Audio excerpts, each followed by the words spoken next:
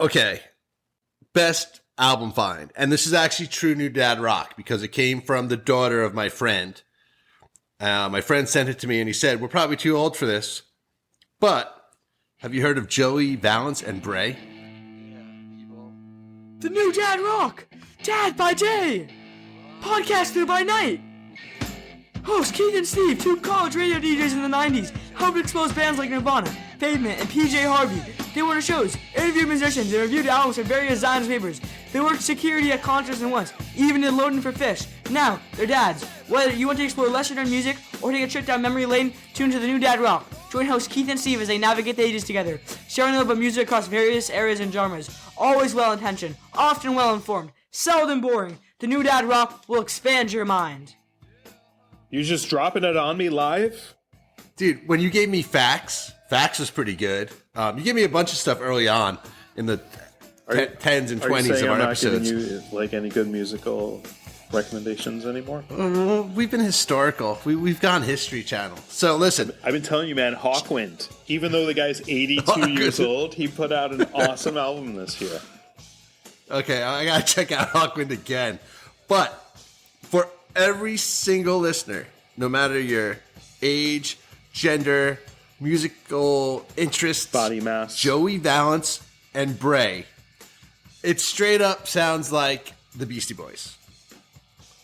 And good Beastie Boys. And in fact... Oh, that's so funny. That's so funny. Okay, I did listen to this literally today. I listened to The Baddest. And it was all samples, wasn't it? Was there anything original to it? Someone said to me, should they be sued for this? Right, but like their raps their song was like all sampled. I'm like, oh, I recognize that. Oh, I'm old, so I know all these references. Yeah, no, they have lyrics though, so the lyrics are them. I mean, the music might be all samples, but that's what the Beastie Boys were, or it could have been. Yeah. I'm with you. Anyway, moral of the story is so much energy. By the way, I barely hear lyrics. Maybe that's why I like country music now, because it's the only time when they're really clear. Mm-hmm. I treat like lyrics and rap and heavy metal and like as other instruments, so I may not actually understand the lyrical content all the time. But for me, Joey Valence and Brae is the best new music I've heard all summer. Like new. So everyone should check it out. Like your kids should check it out. Your kids probably already know. Maybe they do, maybe they don't. Speaking of my kids, I mentioned to Sadie, who has done the intro a few times. She did the One Direction episode, still our best listened to episode of all time. By a lot. Yeah. By a lot. Nonetheless, I said, oh, we're recording 1989. And she's like, oh, it should be about Taylor Swift. And I'm like, Sadie, you should come out and be on the show. You could talk about Taylor Swift. Why is her album called 1989? And she's like, well, she was born that year. Exactly, but she had a lot more attitude in the voice than how you described it. So, yeah. So, 1989. Wait, is she here? Is she going to be on the episode? No, Can you grab her? She's like, I have things to do. Yeah, that's fair. Exactly.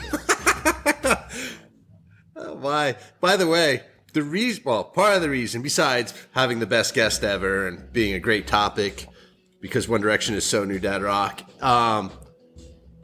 It's also called, One Direction Home? Yeah, which is the name of one of their songs. So all you have to do is Google their song and this episode comes up and you're... Totally. So the only way we're going to beat that is by doing Taylor Swift 1989, and here we are. I'm so excited. Have you listened to that album? Through osmosis. I mean, I have 3 daughters who are in the prime age, and not only that, they've listened to her all the way back from her first album because my wife's cousin and their second cousin, whatever, she listened to Taylor Swift since when she just was starting out, like on the first album. So we've been listening to them since the kids like their whole lives. So it's that's just awesome. Always on. Like it's there. I feel Taylor Swift's way better than One Direction. I'm just going to put that out there right now. Yeah. Like, I don't know if anyone would argue that. I don't even think One Direction would. Is better than just One Direction. So, a couple things about Taylor Swift. For whatever reason, my youngest kid, Milo, only artist he hates. Yeah. Totally, I made a playlist that's all they for put your on. Fall Cannonball last year, the first annual and first ever, I guess. Nonetheless, one and done. Splash. Well, no, you don't know. You never know. Yeah. So Milo does not like One Direction. I mean Taylor Swift. The other thing about Taylor Swift, she actually would play in a coffee house that we go to in Stone Harbor, which is the place where you visit from Philadelphia to go to the Jersey Shore. But she played in this. There's a picture of her and everything. That's where she would do some live coffee talk or whatever. Coffee talk. Whatever she did. Coffee talk. Yeah. Yeah. So I mean, I'm a big Taylor fan. I did not make it to the show, any of the shows ever, but I'm sure they were great. I know all the local neighborhood people wanted to go to it. I would have gone if I could have. I mean, her boyfriend's kind of cool. He has a podcast. He has a very successful podcast with his brother. It's almost as good as ours. We're more entertaining, I think. Dude, we're more original, but they do run a good script. Like, their run of shows good. Like, they have little clipboards wherever they do. I like the brother better, Jason. I mean, I'm in Philadelphia, of course I have to say that. Exactly. But Travis is all right. Yeah, so it's cool. Their podcast's really good. By the way, I only listen to 2 podcasts. Three. Sorry, I listened to New Dad Rock a couple times. I drive the numbers up. I listen to what's their pod? It's called The Heights. What's it called again? Oh, I don't know. I'm not a podcast Oh, guy. my God. Oh, it's called New Heights. Never mind. They have some catchphrase I'm trying to think of that I can't. Such great New names. Heights, that's where I think they're from. Postal Service. Oh, Postal Service, nice. Okay, the other podcast I listen to is Two Guys on Block Island. Have you listened to that at all? I have not, and this is probably not the first time I'm hearing of it, but the first time I'm thinking about it. Their work ethic is longer than ours, but they're terrific. I think they're in episode 200 or so. They do it every 2 weeks. It's 2 guys. And I think one lives there and one comes for the summer and stuff. But they basically interview someone from Block Island every time and have them tell their Block Island story and then talk about whatever they do. It's like if they have the sanitation guy on or the water guy or the fire department guy or the moped guy. Like, they talk about all that stuff, all their questions, tell stories. But I'm most impressed because Block Island only has 1,000 people. So they can actually achieve their dreams of recording every inhabitant. That would be amazing. Over a decade. That would be amazing. That would be amazing. Yeah. Dude, I mean, and some people are dying because they've done 200 episodes. So, it's I don't know, 5-10 years later, they luckily got some of these really unique characters. Yeah, pretty soon they're just going to be interviewing babies, and it's not going to be make for compelling content, but they can get it done. Dude. They can stay on top of it. Dude, have you been to Block Island ever? I have. I used to work in Montauk, so I took the ferry over from Montauk, but I think you've taken more treacherous journeys there. Across the Long Island Sound.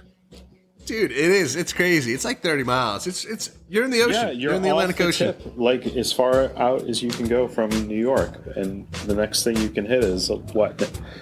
If you miss Block Island, is Nantucket? Yeah, I'm not sure this is true, but the first time I went to Block Island was 1989. Did I ever tell you I know a man from Nantucket? Uh-huh. Tell me more. I'll tell you later offline. Okay. I watched a video. This is a true story. Not that you care. But that's true. But it's a story. But it's true. It happened today. I was on YouTube. I watch music videos. I've been watching a bunch of Alice in Chains stuff. But there was this one that was like, why is Nirvana so popular now? And they were talking about how Bleach married punk and pop so well. It did. Do you? I never really listen to Bleach. I know I'm supposed to, but I don't. Do you listen to Bleach a lot? So I was reading a Kurt Cobain biography or Nirvana biography a year or so ago, and I did go back and listen to Bleach, and it's good. It takes punk rock and blends the hard rock pop sensibilities, and it's fine. I didn't think it was groundbreaking. Was Nirvana your favorite grunge I don't band? think so. I don't think they were ever really my favorite band. I remember like being Yeah, that's fair. even when their last tour, having the chance to go see them. Like we could leave Geneseo and go see them in Buffalo, and Buffalo. We totally didn't even go. we're like, yeah, whatever. Yeah, never mind. Yeah. Totally. Like they were And awesome we went when to a they were bunch of first shows. coming up, Yeah. and they were smashing guitars and hitting themselves on the Sure. head on MTV. And it was Oh, that New Year's Eve show it that was we saw? amazing. But Totally. yeah, they had their thing. And it's funny. My little niece has a Nirvana shirt, and every time I wear it, I'm like, "Hey, what's your Nirvana song?" And she's like, "Dude, I don't even know how to read." Like, she's like, "What does that mean?" Yeah. She's like, "I don't like Nirvana." I'm like, "You're wearing their shirt, so it's a brand." Dude, Nirvana was the first shirt that happened to me. My niece was probably, I don't know, she's in college now. She's 19 now. So yeah, she was 12 or 13. She bought a Nirvana shirt. She had it on. I'm like, why'd you buy it? She's like, it's cool. Yeah. I was like, she had no idea who the band was, which is fascinating because I just need a cool name and a cool logo and someone to make shirts for my band. And then I could have shirts in 40 years. I mean, it does help to have one of the catchiest albums of all time to your name as well. But going back That's to fair. 1989, it's crazy that Bleach in hindsight was very different to what was going on. And let me just name, and I think this is like roughly 10 albums or songs that were popular amongst different genres in 1989. So you have Madonna, Like a Prayer. Starting right there, Yeah. With the sacrilegious video, she was everywhere. She was on ABC, she was on Nightline, Totally. all of those things. Next is probably, I don't care what you say, one of the best albums of all time, like Full Moon Fever by Tom Petty. Like this album had like 6 number 1 hits, and then you go listen to the rest of the album, you're like, oh, even the deep cuts are good on this thing. Amongst that backdrop, you have the Batman, the first Batman with Michael Keaton. The Prince soundtrack? Soundtrack. Oh, dude, that's really good. I love how campy it was. Oh, it's so good. Yeah. It's something like 6 And songs, then along too. that time, you have Chris Isaak, Wicked Game. You have Motley Crue, Dr. Feelgood. You have Billy Joel, We Didn't Start the Fire. You have Love and Rockets, So Alive. B-52s with Rome and Love Shack. And then amongst the alternative crowd, you have like Fugazi, 13 songs. You have Stone Roses. Like, this is your backdrop that first Taylor Swift is born into. And then this is the birth of Nirvana, like from that.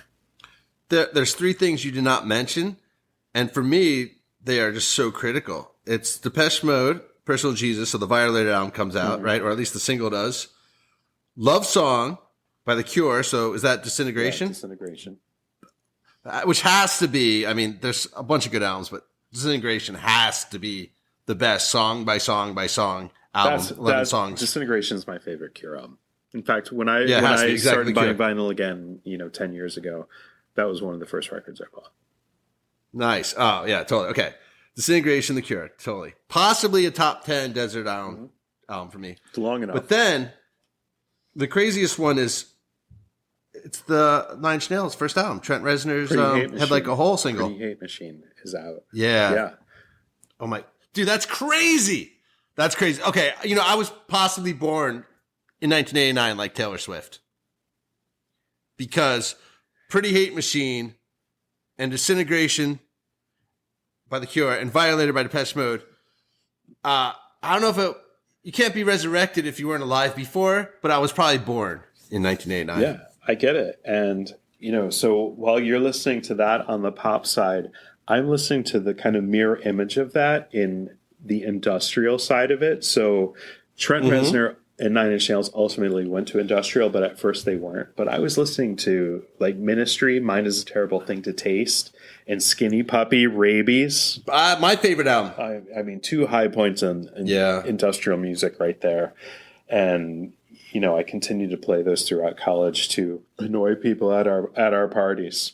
For me, I think Skinny Puppy, Rabies, just to be coming clean here, I'm not sure I liked it, but I liked what it did. But you were afraid of it. Oh yeah, no, oh yeah, sure. I liked how it affected people. Mostly, it made them leave. but I like how far gone it was. Yeah. Like, I would never recommend anyone listen to Skinny Puppy. No, not anyone that you think is in the right frame of mind. Like, you just have to come upon that in a dark hour. And let me tell you, in 1989, I had been a self-identified metalhead now by 1989, like 6 years, like a third of more than a third of my life. But I think there were different things that were starting to get in there into my brain that made me think, okay, let's branch out from metal. So 1989, I'll lay the ground. What I was most excited for, what I listened to was like Testament, Practice What You Preach, Metal Church, Blessing in Disguise, even though they got a new singer, which, Mike Howell, is that a blessing in disguise or not? Overkill, Years of Decay, Exodus, Fabulous Disaster, Laaz Rockit, Annihilator, Sepultura, like there were, Alice in Hell, like there was some stuff to listen to, because that year there was no Maiden, there was no Metallica, there was no Slayer, no Megadeth, no Judas Priest. There was King Diamond Conspiracy. He's put out another classic story. This is a sequel to the album Them. Not quite as good, but At the Graves, an amazing song, which you should check out if you like heavy music. One of the craziest crossover, and possibly because like rap and rock were coming together too, and this ain't rap, but off Mother's Milk, Red Hot Chili Peppers did Higher Ground by Stevie Wonder. And I think that was the most played song off that album. I would think so. And Higher Ground, right? Yeah, it's Higher Ground. And then the Magic Johnson song, I think I remember getting played a lot. Yep. And there was one other song, one or two other songs. Knock Me Down.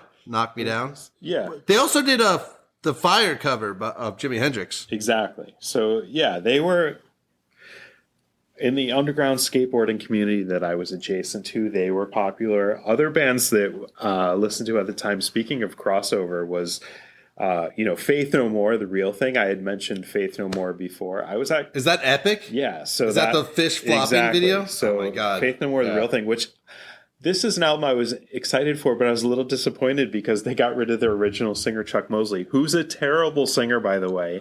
And Mike Patton, meanwhile, has one of the best, most dynamic voices in music. And I didn't like the album at first because I was used to that off-kilter warbling. And then this guy could actually sing, and I got used to it real quick. And then also on the crossover side, I had like Sick of It All, like Blood, Sweat, No Tears, that, with the intro from KRS-One, Fresh for 89, Sick of It All, like G.I. Joe Head Stomp, and Justice. Oh, I was definitely branching out in 89. And, the metal was part of it, but the industrial was there, the alternative was there, and, some of this hardcore was there.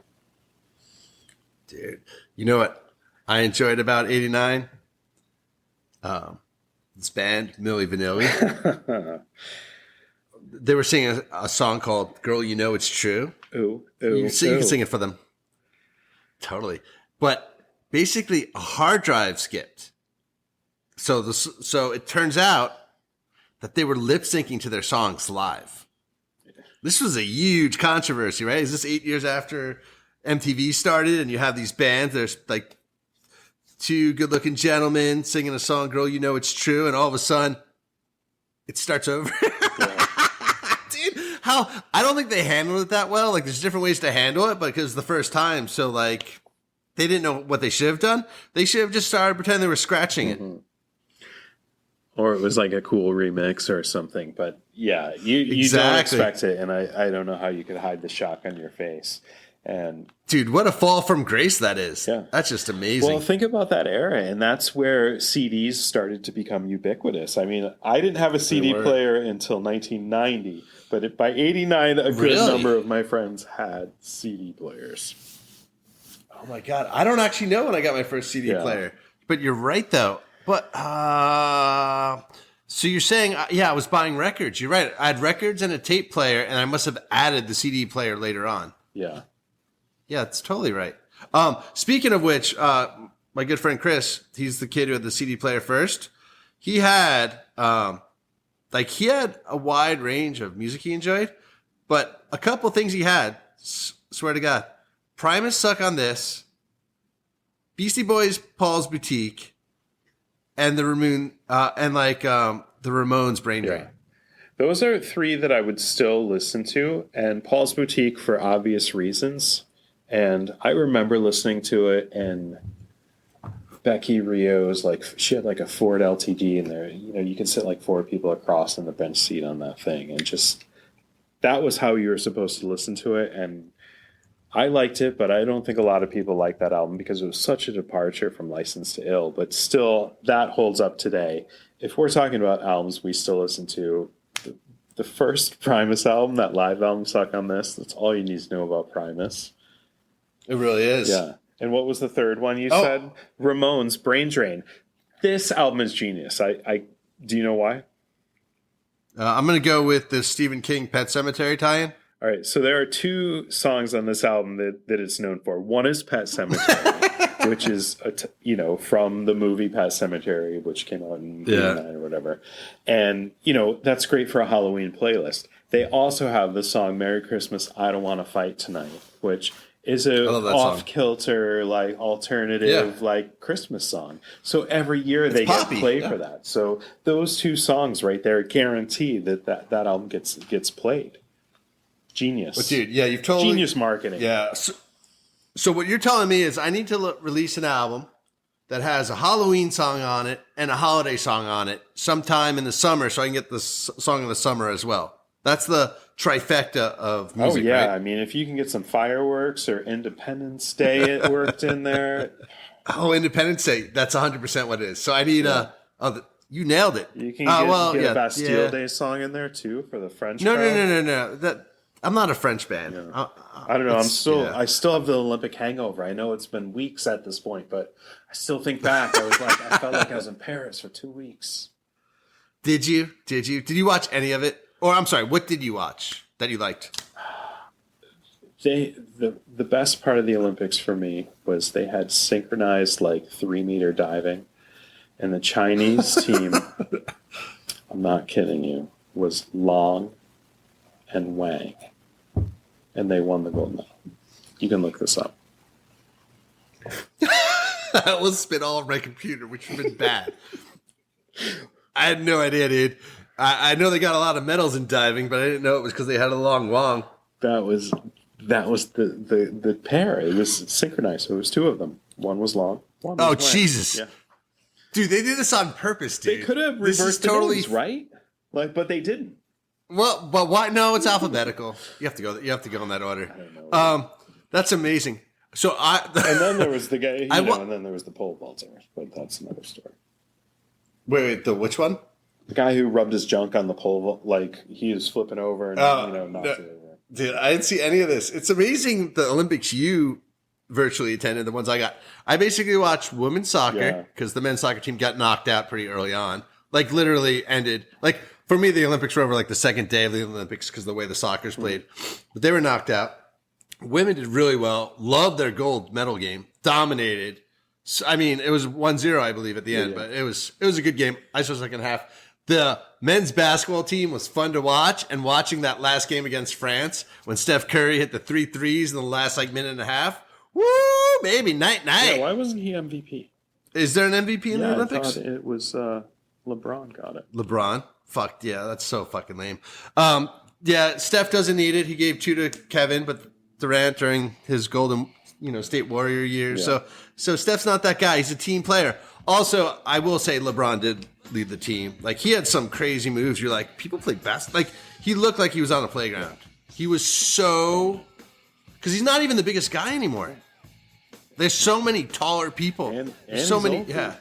It's crazy to think LeBron. Yeah, the old... God, we're like the new Grandpa Rock. Dude, seriously. I'm like, give me some Stone Roses. Back in my day, that's what we listened to. Oh my God, Steve, I think I have to go to bed. We better stop recording. Oh, dear. You say he's just a friend. You say he's just a friend. Oh, baby, you. Baby, you. Oh God, 1989. So yeah, I think Great year, dude. there was the door was ajar, and by some of the off kilter things I was listening to, I knew I was going to slip the metal scene. And you know, when we get into the 90s, there are some milestones in my life, in my musical development, that hopefully, dear listeners, doesn't bore you to death or sleep. I gotta say, for me, 1989 was the two greatest things were born in 1989: my musical experiences and Taylor Swift. That's weird, dude. I'm just in it for the listens. The new dad rock, yeah.